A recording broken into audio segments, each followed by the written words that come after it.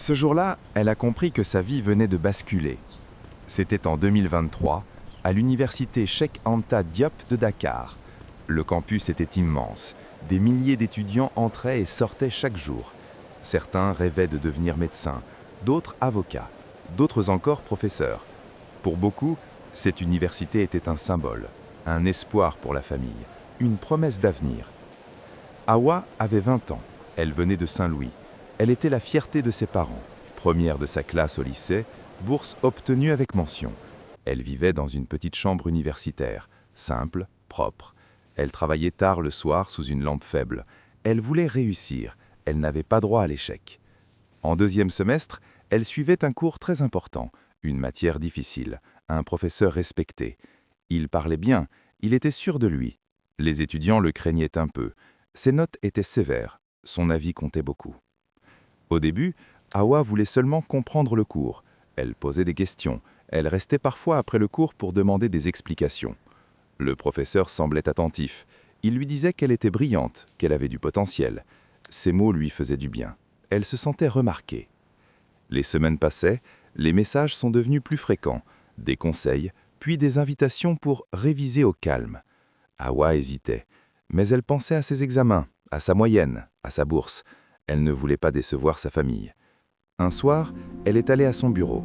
Le campus était presque vide. Le soleil tombait derrière les bâtiments. Le silence était lourd.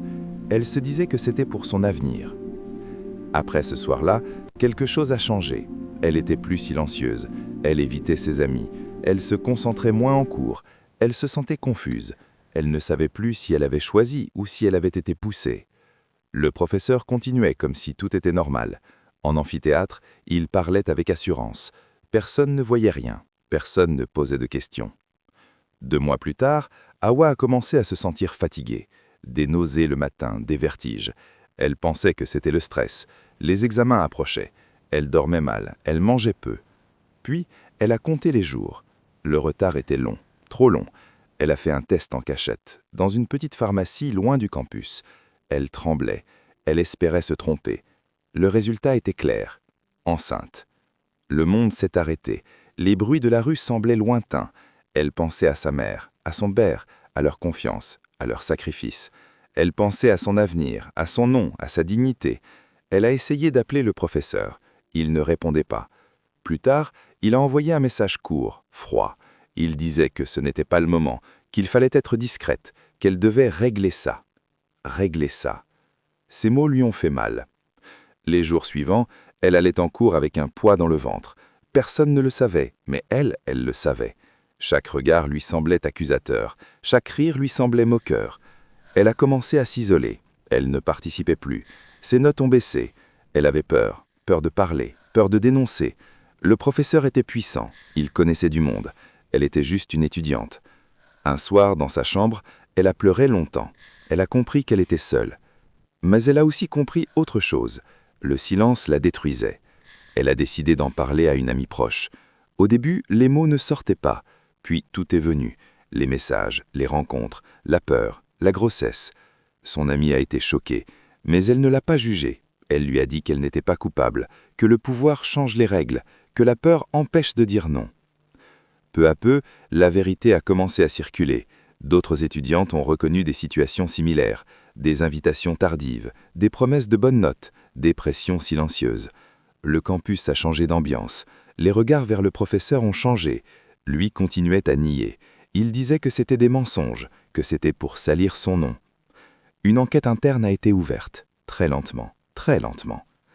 Pendant ce temps, le ventre d'Hawa grandissait. Son secret n'en était plus un. Certains murmuraient, d'autres le soutenaient.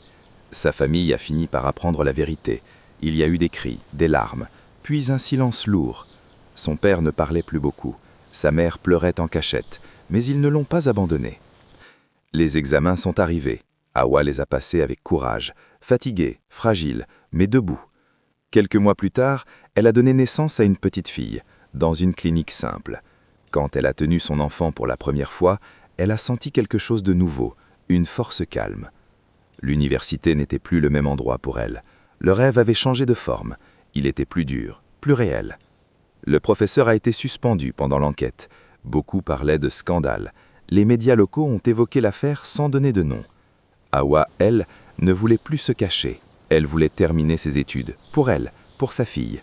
Dans un lieu construit pour transmettre le savoir, elle avait appris une leçon plus dure que tous les cours. Le pouvoir peut faire taire, la peur peut enfermer, mais la vérité finit toujours par trouver un chemin. Et au milieu du campus, sous le même soleil brûlant, une jeune mère marchait encore vers l'avenir.